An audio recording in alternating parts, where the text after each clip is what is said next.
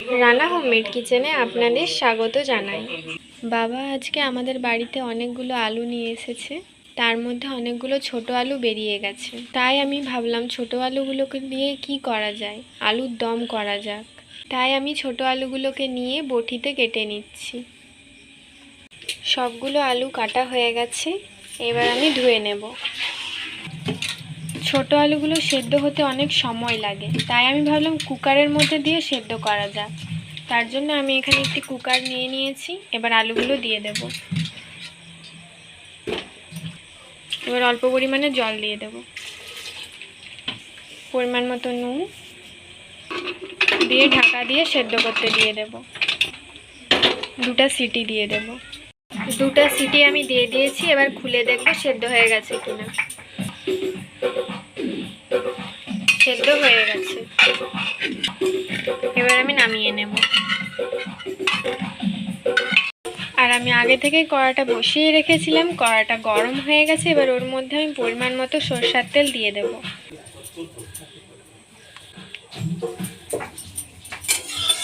তেলটাকে এবার চালিয়ে নেব।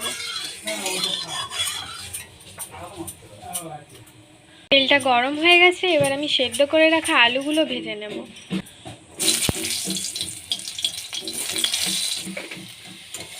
হালকা ভেজে নেব।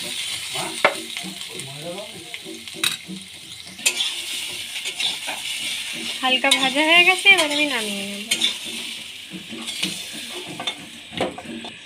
এবার ওই কড়াইয়ের মধ্যে আমি আরও একটু অল্প পরিমাণে তেল দিয়ে দেব। একটি তেজপাতা,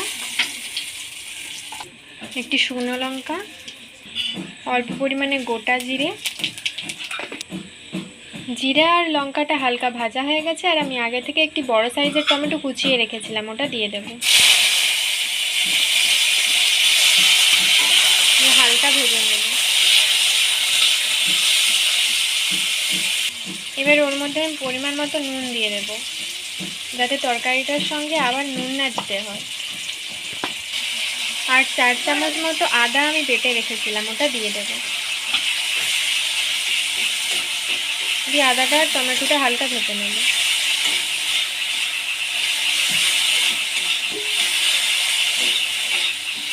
হালকা ভাজা হয়ে গেছে, আর আমি আগে থেকেই 4 চামচ মতো বাদাম, কাঁচা বাদাম বেটে রেখেছিলাম, ওটা দিয়ে দেব। এই বাদামের পরিবর্তে আপনারা এখানে কাজু বাদামও ব্যবহার করতে পারেন।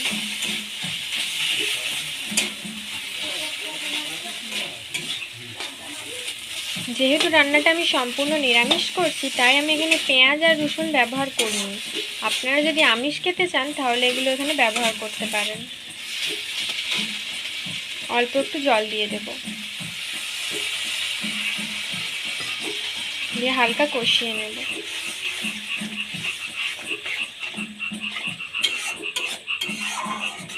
এবার ওর মধ্যে দিয়ে দেবো আমি 1 চামচ লঙ্কার গুঁড়ো। আমি এখানে 1 চামচ দিচ্ছি, আপনারা যে যেমন ঝাল খাবেন তেমন দিবেন। 1 চামচ হলুদ গুঁড়ো,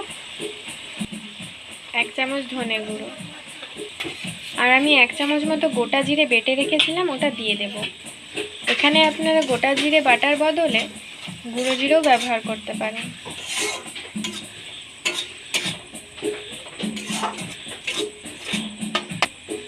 এবার আমি এখানে 1 চামচ মিষ্টি দই ব্যবহার করব। আপনারা এখানে টক দইও ব্যবহার করতে পারেন। দিয়ে মশলাটা ভালো করে কষিয়ে নেব। যারা যারা আমার চ্যানেলটিকে সাবস্ক্রাইব করেছেন তাদেরকে অসংখ্য ধন্যবাদ, আর যারা সাবস্ক্রাইব করেননি তারা জলদি সাবস্ক্রাইব করে দিন, যাতে নতুন নতুন রান্নার ভিডিও আপনারা দেখতে পারেন। হালকা কষানো হয়ে গেছে, এবার আমি ওর মধ্যে কেশরি মেথি দিয়ে দেব। আপনারা এখানে গরম মশলাও ব্যবহার করতে পারেন, কিন্তু আমি এখানে যেহেতু কেশরি মেথি দিচ্ছি তাই আমি এখানে গরম মশলা ব্যবহার করব না। আপনারা যদি এইভাবে আলুর দম আগেও করে থাকেন তাহলে কমেন্টে অবশ্যই জানাবেন, আর যদি না করে থাকেন তাহলেও কমেন্টে জানাবেন।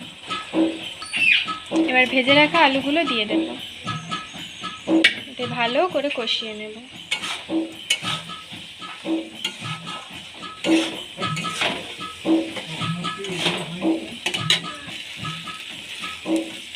কষানো হয়ে গেছে, এবার আমি জল ঢেলে দেব। যেহেতু আলুটা সেদ্ধ করেই নিয়েছিলাম তাই আমি এখানে অল্প পরিমাণে জল দিয়ে দেব।